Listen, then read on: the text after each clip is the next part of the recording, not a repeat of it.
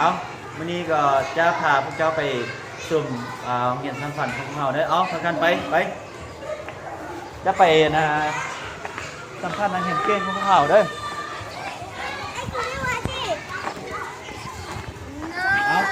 เอานี่นักเรียนเก่งป .5 ปี2019นี้เนาะเอาเป็นจังได๋น้องนะสบายดีบ่เอาสบายดีเอาร้านซื้อหยังเนาะเอาลีกงจีเรียนในห้องยังที่นี่ห้องป .5 เอาได้ยินว่าเป็นนักเรียนเก่งเป็นบ่เอาเส้นคำกลุ่มนี้ผ่านบ่เอาการเมืองเด้ผ่านซึ่งวิสัยหยังเนาะคณิตศาสตร์โอ้เก่งหลายเอาได้คะแนนเท่าใดฮู้ยังบ่ยังบ่ฮู้เทื่อเนาะเอาตื่นเต้นบ่ตอนไปเรียนไปซิ่งขนาดบ่ตื่นเต้นเอาพ่อแม่ได้เห็นหยังอยู่เฮ็ดเวียกเหือนพ่อได้เฮ็ดเหตุการณ์เวียกรัฐอยู่บ่เฮ็ดเอาแม่เด้นี่ยาวอยู่เหนือเนาะเลี้ยงดูเลี้ยงเต้าเนาะเลี้ยงน้องมันบ่เอาดีใจบ่ได้ไป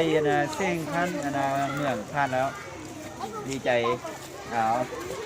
มีมุกคู่ไปไปเสี่ยงนำได้บ่มีผู้ใดเนาะซื้อผู้ใดเนาะบนมีเหล้าบนมีเหล้าผู้ใดเนาะเอามาหาไอ้กูเดี๋ยวเอาบนมีเหล้าคนนี้เนาะได้ไปเสี่ยงวิชาคณิตศาสตร์โอ้ได้ไปนำลีกงจีบอได้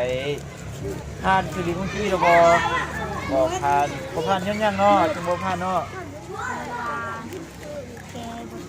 บ่ถือเลขจดหรือบ่โอ้พยายามไปเรียนอยู่มัธยมอาจจะได้เป็นนักเรียนเก่งคือเก่าเอาตั้งใจก็ดีใจนำเด้อทุกท่านเด้อเอาเข้าใจเลย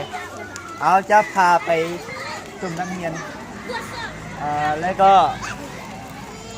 ไปเบิ่งเรียนสัมพันธ์ของพวกเราเนาะโอ้ยสัมพันธ์ของพวกเราก็มีไล่ห้องอยู่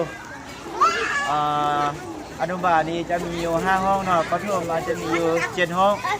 แล้วป .1 มี2แล้วก็ป .2 มี2ป .3 มี1ห้องก็ป .4 มี1ห้องแล้วก็ป .5 มีแต่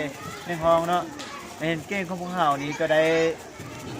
ไปเสี่ยงอยู่พันเมืองกับพานอยากจะพันแข่งเนาะ